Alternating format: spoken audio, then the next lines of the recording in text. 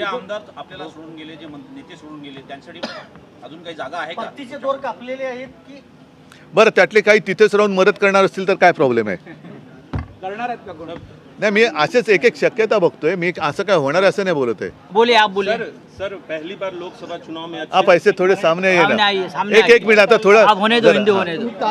कैमरे में बड़ी जी आपकी पार्टी की अच्छा नहीं नहीं आप फिर आपकी पार्टी का परफॉर्मेंस बहुत अच्छा रहा। पहली बार आप दिल्ली आए हैं लोकसभा चुनाव में जीत के बाद, यहाँ कार्यक्रम क्या रहेगा और बांग्लादेश में जो हालात हैं वहाँ अल्पसंख्यक हिंदुओं पे अत्याचार हो रहा है, क्योंकि आपकी पार्टी बहुत हिंदुओं की बात बिल्कुल है। तो कैसे आप देखते हैं, क्या मांग सरकार से करते हैं? मैंने जैसे अभी अभी कहा कि बांग्लादेश में हिंदुओं के ऊपर जो अत्याचार हो रहे हैं तो उनकी रक्षा करने की जिम्मेदारी अपने केंद्र सरकार की है, मोदी जी की है। तो मणिपुर तो नहीं जा रहे, तो मोदी जी और अमित शाह जी बांग्लादेश अगर जा सकते हैं तो जाना चाहिए, अन्यथा वहाँ जो हिंदुओं के ऊपर अत्याचार हो रहे हैं उनको रोकना और वहाँ के हिंदुओं की रक्षा करना मोदी जी का काम है, केंद्र सरकार का काम है, हिंदुस्तान सरकार का काम है। इसी हिंदुस्तान सरकार में इंदिरा जी ने बांग्लादेश को आज़ादी दिलाई थी और उसी बांग्लादेश में अगर हिंदुओं के ऊपर अत्याचार हो रहे हैं तो उनको रोकना भी पूरा काम या पूरी जिम्मेदारी हिंदुस्तान के प्रधानमंत्री की है। आज दिल्ली में क्या कार्यक्रम है सर? दिल्ली में आपका दिल्ली में राजनीतिक कार्यक्रम? राजनीतिक कुछ कार्यक्रम नहीं है। मैं लोकसभा चुनाव के बाद दिल्ली में आया हूँ और चुनाव के बाद इंडिया आघाड़ी की मीटिंग हुई नहीं है, तो मैंने सोचा सदन चल रहा है, सत्र शुरू है, तो हो सके तो सारे लोगों के साथ मिले, बात करें, आगे कैसे जाना चाहिए इसके ऊपर एक विचार विमर्श होने की ज़रूरत थी और मैं जितने लोगों को मिल सकता हूं कल तक मिलूंगा। उद्धव साहब, लेकिन जो महाराष्ट्र का चुनाव है सबसे बड़ा चुनौती इसके बाद की आपके सामने की होगी महाराष्ट्र के विधानसभा चुनावों की। आपका ये दौरा 3 दिन आप यहाँ पर हैं, जो आप लोगों से मिल रहे हैं, क्या इन दौरों में जो आपकी चर्चा होंगी उसका नतीजा महाराष्ट्र में महाविकास आघाड़ी के एक विषय को आगे ले जाने के लिए? वैसे तो हम एक दूसरे के संपर्क में हैं, जैसे पवार साहब हो, कांग्रेस के लोग हैं, अन्य सारे लोग हैं, हम एक दूसरे के संपर्क में हैं, लेकिन वो फ़ोन पर है।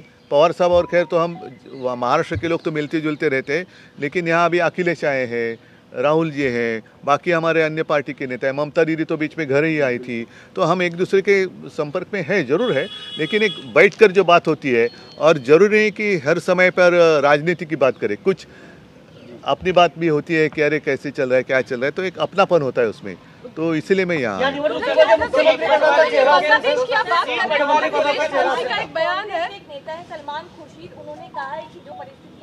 बांग्लादेश में बनी हुई हैं वो हिंदुस्तान में भी बन सकती है, क्या कहना चाहेंगे आप?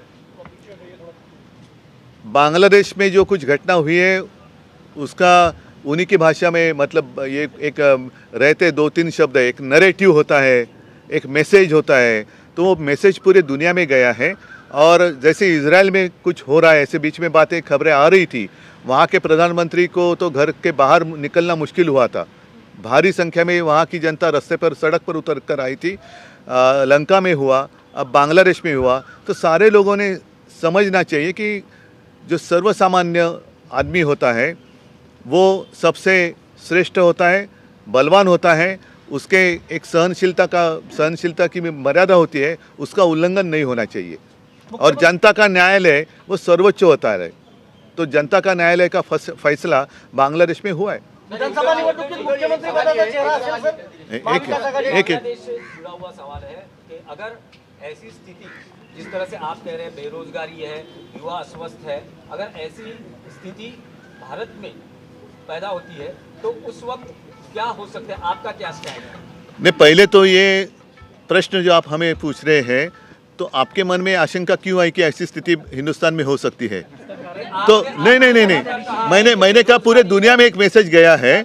और ये अगर बांग्लादेश में बात हुई है, हमारे पड़ोसी है, पाकिस्तान जिस हालत में हम तो देख ही रहे हैं, लंका में क्या हुआ, इजराइल में क्या हुआ, इजराइल में क्या हो रहा है, अन्य सारे देशों में क्या हो सकता है, तो ये तो कहीं भी कभी भी हो सकता है। और इसलिए मैं कहता हूँ कि जो भी सत्ता में बैठे लोग हैं उन्होंने इस मर्यादा का हमेशा ख्याल रखना चाहिए कि जनता सर्वोच्च होती है और जनता का न्यायालय सर्वोच्च होता है, तो उनका फैसला बहुत ही गंभीर होता है।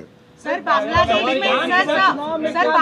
में रिजर्वेशन का मुद्दा रहा है। रिजर्वेशन का प्रॉब्लम हो गया है, सुप्रीम कोर्ट के डिसीजन की वजह से बांग्लादेश में प्रॉब्लम हो गया है, मणिपुर में यही हालत हो गई, महाराष्ट्र में भी रिजर्वेशन का सवाल खड़ा हो गया है। रिजर्वेशन के ऊपर आगे जाके देश में ऐसी अराजक की परिस्थितियां उत्पन्न हो सकती है। देखो, मैं परिस्थिति उत्पन्न हो सकती है या नहीं हो सकती इसके ऊपर कोई भाष्य अभी करना नहीं चाहूँगा, लेकिन अगर हम सब चाहते हैं कि ऐसी परिस्थिति यहाँ निर्माण नहीं होनी चाहिए तो समय में उसके ऊपर कुछ ना कुछ फैसला लेने की आवश्यकता है और सारे लोगों के साथ बातचीत कर ये फैसला संसद में ही हो सकता है, तो संसद में होना चाहिए और समय में होगा तो ऐसी स्थिति अपने देश में नहीं होगी। सोनिया गांधी, राहुल गांधी यांची आपण भेट घेणार आहात आणि काय त्यातून?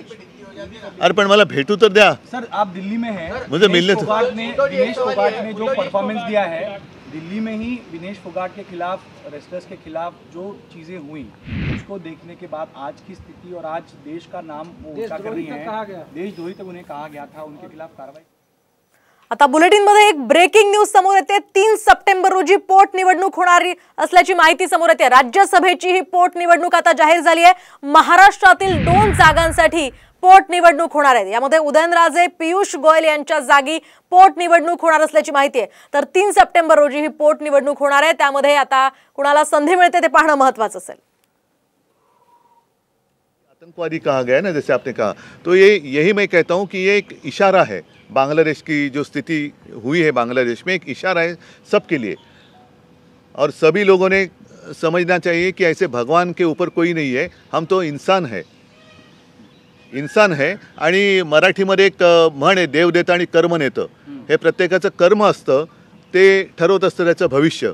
तर देवाने दिले, आपण देवापेक्षा मोठं स्वतःला समजू नये, हाच यातला इशारा आहे। आरक्षणाचा मुद्दा महाराष्ट्रात नाही, राज ठाकरेंनी म्हटलं आरक्षणाची गरजच नाही। ठीक आहे, तो त्यांचा विचार, त्यांना विचारा तुम्ही।